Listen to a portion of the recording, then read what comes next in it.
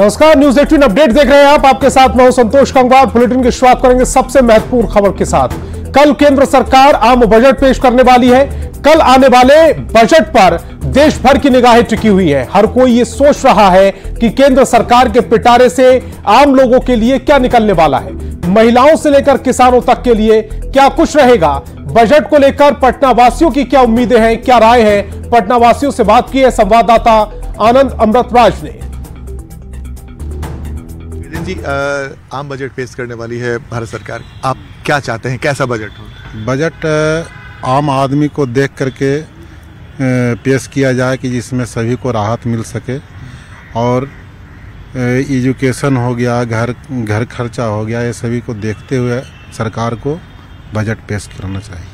Budget normal रहे जिसमें सभी महिला अपना गुजर बसर अच्छी तरह से कर पाए। अच्छा। बस मेरा यही कहना है। गरीब कैसे हो चाहे जितना मिडिल क्लास फैमिली हो, अच्छी तरह से अपना घर परिवार चला सके। नॉर्मली होना चाहिए जो हम लोग जिसमें जी सके हैं, जिसमें आगे का चल सके। कॉलेज वगैरह पे भी थोड़ा उसका रेट वगैरह भी, एडमिशन का भी चार्ज देखते हुए उसको भी बजट में रखा जाए। जनता से हित कर बजट हो, देश के लिए बजट हो और कुछ मतलब युवाओं के लिए बजट हो, यही एक कोशिश है। हम बिहार का स्पेशल पैकेज का जो मांग हो रहा है तो बिहार के जनता के हित के लिए हो और इससे युवाओं को कम से कम रोजगार पूरक हो और जिससे बिहार का विकास हो सके, वैसा बजट आना चाहिए। बजट बिहार के लोगों के लिए फ्रेंडली हो और रोज़गार के लिए हो बिहार के लिए, और बिहार के लिए स्पेशल पैकेज का अनाउंस किया जाना चाहिए। बजट हो जो आम लोगों को सुविधा के लिए हो। इनकम टैक्स का जो स्लैब है वो गवर्नमेंट उसको एक्सटेंड करे और जो भी डिडक्शन वगैरह उसको एक्सटेंड करे गवर्नमेंट। ये हमारी अपील है आम जनता के लिए जो बेनिफिशियल हो। तो कल 23 जुलाई को मोदी सरकार अपने तीसरे कार्यकाल का पहला बजट पेश करने वाली है। इस बजट से देश भर के लोगों को काफी उम्मीदें हैं। साथ ही साथ लोगों के साथ साथ अधिवक्ता वर्ग ने भी अपनी उम्मीदें इस बजट से जोड़ रखी है। बजट में झारखंड हाईकोर्ट के अधिवक्ता की सरकार से क्या उम्मीदें हैं, उनसे बात की रांची संवाददाता संजय कुमार सिन्हा ने।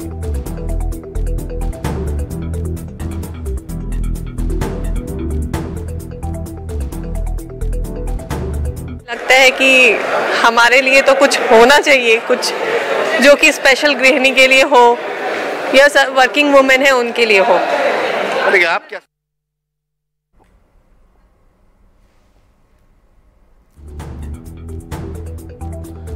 तो कल बजट पेश होगा और उससे पहले बजट को लेकर अधिवक्ता वर्ग क्या सोचता है, वो झारखंड की राजधानी रांची से हम आपको सुनवा रहे थे। बजट में वकीलों को क्या उम्मीदें हैं। जो बजट आने जा रहा है, कई लोगों को उम्मीदें हैं उस बजट से, क्या कहें? उसमें तरक्की हो रही है, देश विकसित हो रहा है, तो ये उम्मीद हर नागरिक को है इस देश के कि इस देश में जो भी बजट आएगा वो बेहतर आएगा और देश के लिए विकास का बजट होगा। और अधिवक्ताओं की भी अपेक्षाएं हैं इस सरकार से कि हमारे लिए भी कुछ सरकार करे। घर का तो बजट जो होता है वो मैडम लोग जानती ही हैं, तो उन पे ज़्यादा असर न पड़े, उनके किचन पे ज़्यादा असर न पड़े। जो गरीब अधिवक्ता है, बहुत सारा फैसिलिटी है जो नहीं मिल पाता है, जो मैंने इंश्योरेंस वगैरह हो, स्वास्थ्य बीमा हो, इस पर थोड़ा ज़्यादा ध्यान देना चाहिए। अभी बहुत घटना हो रही है अधिवक्ताओं पे, जो सुरक्षा के दृष्टि से उन पर होना चाहिए, विचार होना चाहिए और जहाँ तक है उनके लाभ के लिए उसमें इंश्योरेंस और ये जो भी है बेनिफिट उनको मिलना चाहिए। लेकिन उस विकास में आप और हम कहाँ हैं, वो चीज़ तलाश रहे हैं। साथ ही बता रहे हैं कि अधिवक्ता खुद के लिए बात कर रहे हैं कि उनकी सुरक्षा का मुद्दा हो, इंश्योरेंस का मुद्दा हो, वो भी इस बजट में शामिल होना चाहिए। संजय कुमार सिन्हा, न्यूज 18 रांची।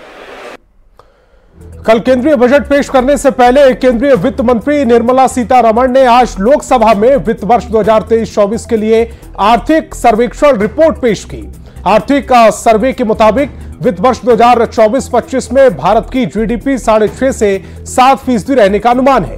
वहीं मौजूदा वित्त वर्ष में महंगाई दर 4 से 4.5% रहने का अनुमान जताया जा रहा है। अगले वित्त वर्ष की बात करें तो 25-26 में महंगाई दर 4.1% रहने का अनुमान है। माना जा रहा है कि आर्थिक सर्वे में जो भी अर्थव्यवस्था को गति देने के लिए सुझाव दिए गए हैं उनकी झलक कल पेश होने वाले बजट में देखने को मिल सकती है।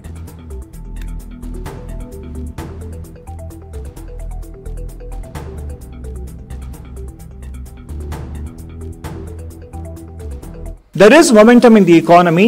In fact, we are now 1 quarter in the new financial year, and even high frequency indicators are telling us that the economy is carrying on the momentum that we have seen until the end of March 2024, when we grew at 8.2%. So the average growth rate in the last 3 years up to March 24 has been around 8%. Capital formation is beginning to recover as we would expect post-COVID and post-balance sheet repair. Private capex has been growing. Private capex has recovered. After the stagnation or decline we saw in 1920 and 2021, they did pick up in 21-22 and 22-23. तो आर्थिक सर्वेक्षण report में क्या खास है ये भी बता देते हैं आपको। जीडीपी वृद्धि जो है वो 5.5 से 6.5 से 7% रहने का अनुमान है। वास्तविक जीडीपी 8.2% की दर से बढ़ती हुई नजर आएगी। औद्योगिक विकास दर 9.5% रहने का अनुमान है। 5 साल में कृषि क्षेत्र की अगर बात करें तो 4.18 की प्रतिशत दर से यह बढ़ोतरी रहने का अनुमान है। 2024 में खुदरा महंगाई घटकर 5.4% रही। देश में महंगाई कंट्रोल में है। आर्थिक सर्वेक्षण रिपोर्ट में बताया गया है 2047 तक विकसित भारत का रोड मैप तैयार किया जाएगा। चुनौतियों के बावजूद इकोनॉमी मजबूत करने को लेकर जोर दिया जाएगा। सर्विस सेक्टर में सबसे अधिक रोजगार पैदा करने की कोशिशें होंगी। 78.5 लाख नौकरी पैदा करने की जरूरत है, यह आर्थिक सर्वेक्षण रिपोर्ट में कहा गया है।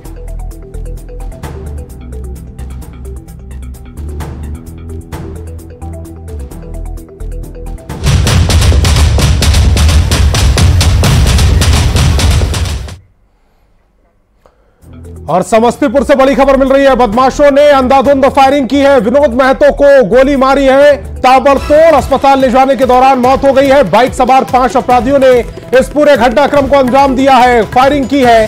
दलसिंह सराय के डैनी चौक की यह पूरी घटना बताई जा रही है। बड़ी खबर आपको बता रहे समस्तीपुर से, जहां बदमाशों का तांडव देखने को मिला है। तस्वीरें भी आपकी टेलीविजन स्क्रीन पर। बदमाशों ने अंधाधुंध फायरिंग की। विनोद महतो को ताबड़तोड़ गोली मारी है। अस्पताल ले जाने के दौरान विनोद महतो की मौत हो गई। बाइक सवार 5 अपराधियों ने इस पूरे घटनाक्रम को, इस पूरी वारदात को अंजाम दिया है। दलसिंह सराय डैनी चौक की यह घटना बताई जा रही है। तो बड़ी खबर समस्तीपुर से, जहां विनोद महतो की हत्या कर दी गई है। ताबड़तोड़ गोलीबारी कर उनकी हत्या की गई। अस्पताल ले जाने के क्रम में उनकी मौत हो गई। बाइक सवार 5 अपराधियों ने पूरे घटनाक्रम को अंजाम दिया है। दलसिंह सराय डैनी चौक की यह पूरी घटना बता रहे हैं। तस्वीरें इस समय आपकी टेलीविजन स्क्रीन पर है, जहां अस्पताल ले जाने के दौरान विनोद महतो की मौत हो गई। और मुजफ्फरपुर से एक और बड़ी खबर मिल रही है। ग्रामीण डॉक्टर को गोली मारी गई है। इस वक्त की एक और बड़ी खबर, जमीन विवाद में गोलीकांड को अंजाम दिया गया। घायल डॉक्टर को इलाज के लिए निजी अस्पताल में भर्ती कराया गया है। मीनापुर थाना के मंगिया धर्मपुर मलंग चौक की पूरी घटना बताई जा रही है। तो निजी अस्पताल में घायल को भर्ती कराया गया है। गोलीकांड को अंजाम दिया गया मुजफ्फरपुर में। इस वक्त की बड़ी खबर आपको बता रहे हैं, धर्मपुर मलंग चौक के पास की पूरी घटना, जहां पर एक और व्यक्ति को गोली मार दी गई है। ग्रामीण डॉक्टर को गोली मारी गई है, जहां गंभीर घायल अवस्था में उसे अस्पताल में भर्ती कराया गया है। जमीन विवाद में इस पूरे गोलीकांड को अंजाम दिया गया। तो बड़ी खबर आपको बता रहे हैं मुजफ्फरपुर से, निजी अस्पताल में ग्रामीण डॉक्टर का इलाज चल रहा है। खबर गोपालगंज से है, जहां पुलिस को बड़ी सफलता हाथ लगी है। पुलिस ने गैंगस्टर लॉरेंस बिश्नोई गैंग के 2 शूटरों को गिरफ्तार किया है। दोनों शूटरों के पास से ऑस्ट्रिया निर्मित 4 ग्लोक पिस्टल बरामद की गई है। आपको यह भी जानकारी दें, यूपी बिहार के बलथरी चेक पोस्ट से गिरफ्तारी की गई है। गिरफ्तार शूटर की पहचान राजस्थान के अजमेर जिला निवासी कमल रावत और मुजफ्फरपुर जिला के संतनु शिवम के रूप में उनकी पहचान की गई है। पुलिस के मुताबिक दोनों शूटर बिहार के मुजफ्फरपुर और मोतिहारी में किसी बड़ी घटना को अंजाम देने के लिए जा रहे थे। पहले भी इलाके में इस तरह के कांड हो चुके हैं। पुलिस फिलहाल अपराधियों से पूछताछ कर रही है। दो अंतर्राज्यीय हथियार तस्करों को गिरफ्तार किया गया है और पुलिस ने अनुसंधान के क्रम में पाया कि ये जो हथियार तस्कर हैं ये लॉरेंस बिश्नोई गैंग के सक्रिय सदस्य रहे हैं। इसमें से एक हथियार तस्कर है वो राजस्थान के अजमेर जिले का रहने वाला है और इसके पास से 4 विदेशी इंपोर्टेड पिस्टल बरामद किया गया है। ये चारों पिस्टल जो है वो ग्लॉक पिस्टल्स हैं और इसमें जो STF की जो SOG 7 की टीम है और हमारी जो DIU की टीम है इसने भी पूछताछ किया है और इंट्रोगेशन में ये पाया गया है कि ये लॉरेंस बिश्नोई जो एक कुख्यात गैंग है इसके ये सक्रिय सदस्य रहे हैं। और बिहार को विशेष दर्जे की मांग खारिज होने पर लालू प्रसाद ने CM नीतीश से इस्तीफा मांग लिया है। इस पर केंद्रीय कपड़ा मंत्री गिरिराज सिंह ने पलटवार किया। गिरिराज सिंह ने कहा कि लालू प्रसाद जब सत्ता में थे तो उन्होंने बिहार के लिए कुछ नहीं किया, आज जब किसी लायक नहीं है तो पॉलिटिकल नौटंकी कर रहे हैं।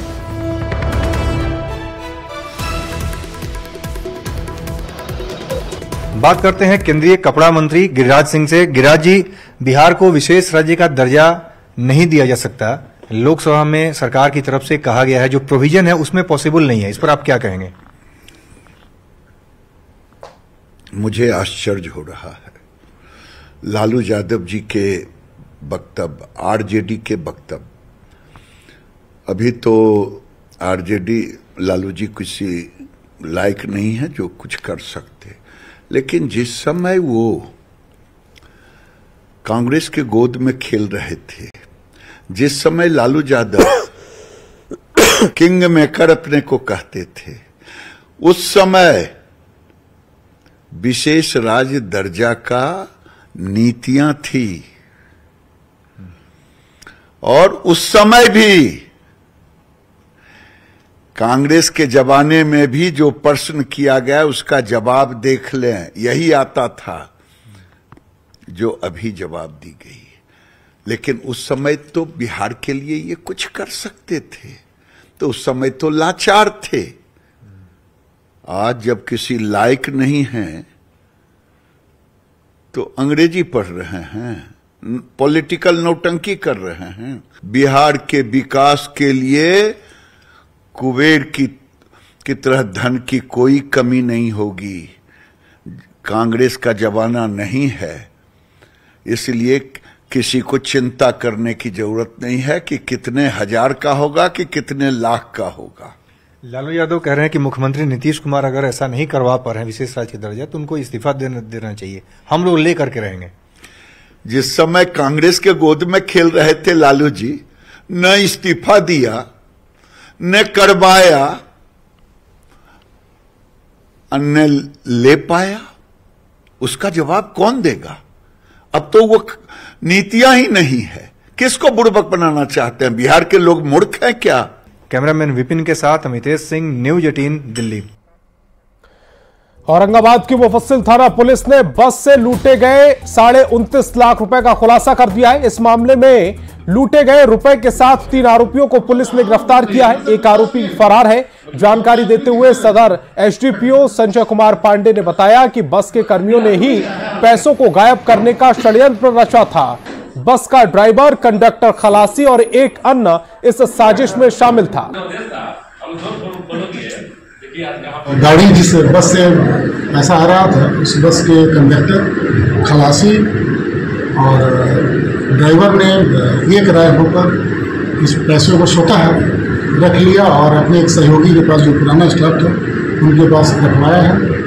पुनः हम तुरंत ही हमारी टीम रेड की, सभी लोगों की गिरफ्तारी हुई है। और सीतामढ़ी की साइबर थाना पुलिस ने लड़की की आवाज में ठगी करने वाले एक गिरोह का पर्दाफाश किया है। इस मामले में एक युवक को सूरत से गिरफ्तार कर लिया गया। पुलिस के मुताबिक पीड़ित पैसा देने में आनाकानी करता था तो उसे ब्लैकमेल कर रुपए ठगा जाता था। तकनीकी अनुसंधान पर पुलिस ने विकास कुमार झा नामक युवक को सूरत से गिरफ्तार किया है। इसके एक साथी त्रिपुरारी सिंह उर्फ गुलशन को मुजफ्फरपुर पुलिस ने पहले ही गिरफ्तार कर जेल भेज दिया है। सूरत भेजे, सूरत से फिर विकास झा को अरेस्ट करके लाया गया है। तो इसमें जो त्रिपुरारी सिंह है वो 19/6 को ही अरेस्ट हो गए थे। फिर हम लोगों ने सारे साक्ष्य को रिकलेक्ट किया, सूरत के लिए टेक्निकल एविडेंस गैदर किया, मानवीय साक्ष्य को, मानवीय जो इंटेलिजेंस है उसको जो है हम लोगों ने रिकलेक्ट किया और फिर सूरत से फाइनली हम लोगों ने विकास झा को अरेस्ट करके लाया है। तो इनके द्वारा भी ये एक्सेप्ट किया गया कि हाँ हमारे पास भी वो पैसा आता था और हम भी कभी कभी बात करते थे। और दानापुर के राजीव नगर में पुलिस को एम्स के पास से एक युवक का सड़ा हुआ शव मिला है। मृतक की पहचान अभिषेक कुमार के रूप में की गई है, जो 14 जुलाई से लापता था। मृतक के परिवार ने बताया कि युवक अपने दोस्तों के साथ कहीं जाने के लिए घर से 5 मिनट कहकर निकला था, जिसके बाद वह घर वापस नहीं लौटा।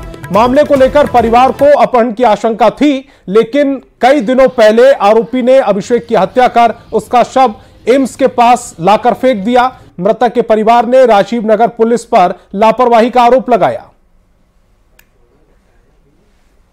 कॉपी तय कर ये चाहते तो मेरे भाई का बॉडी सही बरामद कर सकते थे। वो बेचारा वहाँ पे बैठ के सड़ के वो जब बॉडी स्मेल की आया तब जाके इन लोगों को भी नहीं बताया गया। आज मेरी मम्मी सुबह को पेपर देख के यहाँ पे आई है। एम्स दीघा लिमिटेड के पास का बाउंड्री है, उसी पास झाड़ी में एक डेड बॉडी मिला था, जो डिकम्पोज स्थिति में था। देखने से लग रहा था कि सब 3-4 दिन पुराना है। फिर हम लोग उसको लेके एम्स में अस्पताल में पोस्टमार्टम के लिए लेके गए। आज उसके परिजन सबकी पहचान हो गई। वो राजीव नगर थाना क्षेत्र का रहने वाला है और उनके परिजन उनकी माता के द्वारा राजीव नगर थाना में लापता होने का पहले से प्राथमिकी भी दर्ज कराया गया था। और दानापुर के फुलवारी शरीफ के हारून कॉलोनी में शख्स की मौत के बाद से परिवार वालों ने जमकर हंगामा किया है। परिवार वालों ने अस्पताल पर लापरवाही का आरोप लगाया। परिजनों ने कहा कि यहां 24 घंटे इमरजेंसी सेवा है, लेकिन डॉक्टर एक भी मौजूद नहीं रहते और यहां की नर्स और कंपाउंडर ही मरीजों का इलाज करते हैं। परिवार वालों ने मामला फुलवारी शरीफ थाने में दर्ज कराया है। पुलिस आगे की कार्रवाई में जुट गई।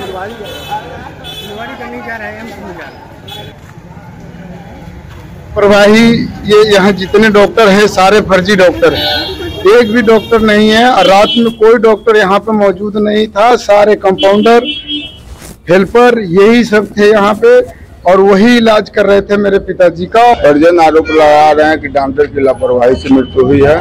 इसका पोस्टमार्टम कराया जा रहा है, जो आएगा रिपोर्ट उसके अनुसार कार्रवाई होगा। और नवादा में एक लड़की की हत्या से इलाके में सनसनी फैल गई, जहां बारसलीगंज प्रखंड में बाघी बरडीहा रेलवे स्टेशन के पास एक रूम में लड़की का शव बरामद हुआ है। कमरे में खून के कई जगह पर धब्बे मिले हैं। इसके अलावा ईंट पर भी खून के निशान मिले हैं, जिससे युवती की ईंट से कुचलकर हत्या करने की बात सामने आ रही है। जानकारी मिलते ही थाना प्रभारी रूपेश कुमार सिन्हा घटनास्थल पर पहुंचकर मामले की तफ्तीश में जुट गए हैं। फॉरेंसिक टीम भी घटनास्थल से कई सैंपल इकट्ठा कर जांच के लिए ले गई है। युवती की उम्र लगभग 15 से 16 साल बताई जा रही है। लोग दुष्कर्म के बाद हत्या की आशंका जाहिर कर रहे हैं। करीब सूचना प्राप्त हुई कि बागी बरडीहा हॉल्ट के पास एक युवती का शव पड़ा हुआ है। सूचना प्राप्त होते ही मौके पर बारसली थाना की पुलिस पहुंची है। जांच की जा रही है, मृतका की पहचान की जा रही है। एफएसएल टीम को बुलाया गया है, अग्रिम कार्रवाई की जा रही है। प्रथम दृष्टया क्या लगता है सर, हत्या ही है? जांच के बाद ही स्पष्ट हो पाएगा। और खबर पटना से है, जहां गंगा नदी में नहाने के दौरान 4 लड़की डूब गई। फतुहा प्रखंड के कटैया घाट की यह पूरी घटना है। मौके पर मौजूद लोगों ने 3 लड़की को सकुशल बाहर निकाल लिया, लेकिन एक लड़की नदी की तेज धार में बह गई। अभी तक उसका शव बरामद नहीं हो सका है। पुलिस और एसडीआरएफ की टीम नदी में डूबती किशोरी की तलाश में जुट गई है। गंगा में डूबी बच्ची की पहचान फतुहा के बांकीपुर गोरख मोहल्ला निवासी संजीत साहू की बेटी किशु कुमारी के रूप में की गई है। पुलिस ने एसडीआरएफ की सहायता से लापता किशोरी की जल्द तलाश करने का भरोसा दिलाया है।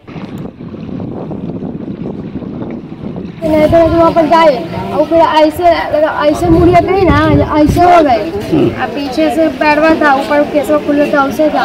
तब उसको पकड़ेंगे तो उसको पैर में पकड़े तो नहीं पकड़ाया। फिर देखो पीछे वाला लगी पकड़े तो हमको पकड़े गए तो सब तीनों डूब गए। पीछे एगो औरत थी, एगो लड़की, दोनों बताई बचाई तो हम दोनों बचे, फिर डूब गए। हम कहेंगे डूब रहा है। और भोजपुर में शाहपुर गांव के पास सड़क हादसे में एक बुजुर्ग महिला की मौत हो गई। हादसे में 12 से अधिक लोग घायल हो गए। सभी घायलों को शाहपुर पीएचसी लाया गया, जहां से फर्स्ट एड के बाद 13 घायल को बेहतर इलाज के लिए आरा सदर अस्पताल भेज दिया गया। सभी लोग मुंडन कार्यक्रम के लिए बक्सर के ब्रह्मरेशनाथ शिव मंदिर जा रहे थे। लोगों को लेकर जा रही पिकअप वैन अनियंत्रित होकर तेल के टैंकर से जा टकराई। घटना के बाद मृतक के घर में कोहराम मच गया।